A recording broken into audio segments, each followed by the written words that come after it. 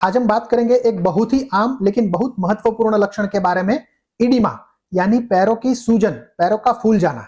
नमस्कार दोस्तों, मैं हूं डॉक्टर विशाल वानाणी, हार्ट स्पेशलिस्ट।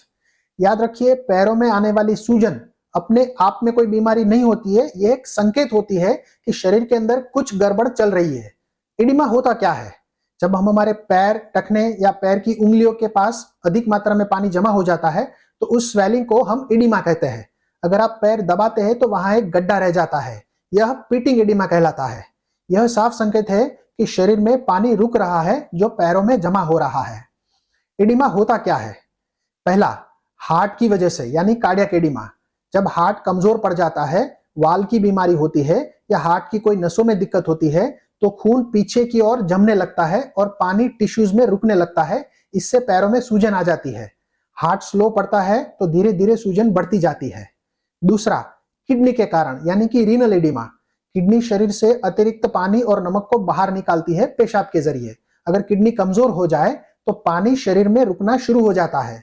इससे पैरों में, चेहरे पर या आंखों के आसपास सूजन आ सकती है। तीसरा, लीवर के प्रॉब्लम या अन्य मेटाबॉलिक कारणों से। लीवर हमारे शरीर में प्रोटीन बनाने का काम करता है। जब प्रोटीन की मात्रा कम हो जाए तो पानी खून की नसों में से बाहर निकलकर टिश्यूज के अंदर रुकना चालू हो जाता है और सूजन का स्वरूप ले लेता है। चौथा, स्थानिक यानी लोकल रीजन। पैरों में हो रही वेरिकोज वेन यानी कि फूली हुई नसें, ब्लड क्लॉट यानी कि डीवीटी होना, पैरों में कोई चोट या इंफेक्शन होना, ये सब भी सूजन के कारण बन सकते हैं। हमें डॉक्टर के पास तुरंत कब जाना चाहिए?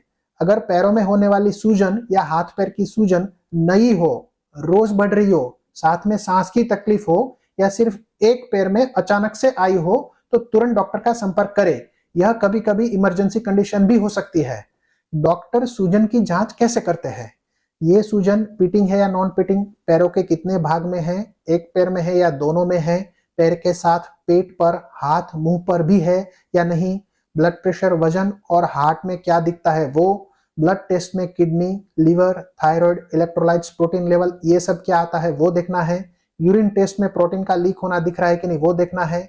ईसीजी और इको रिपोर्ट में हार्ट की पंपिंग की क्षमता और वाल की बीमारी है कि नहीं वो देखना है।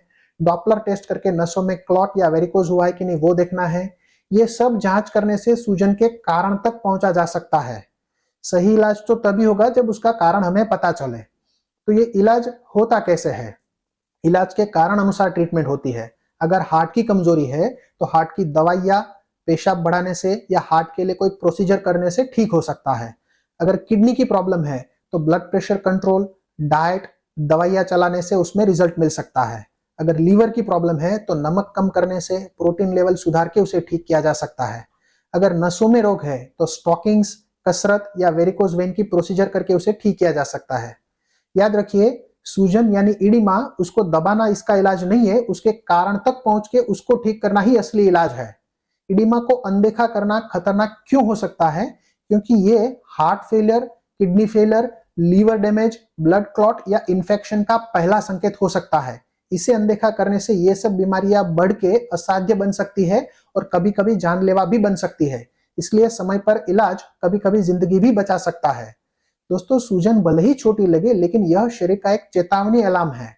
अपने पैरों की सूजन को हल्के में मत लीजिए, जल्दी से जांच कराइए, जल्दी से इलाज कराइए और अपनी सेहत को संभालिए। इसी तरह के अन्य वीडियोस को देखने के लिए हमारे चैनल को सब्सक्राइब करें। Thank you.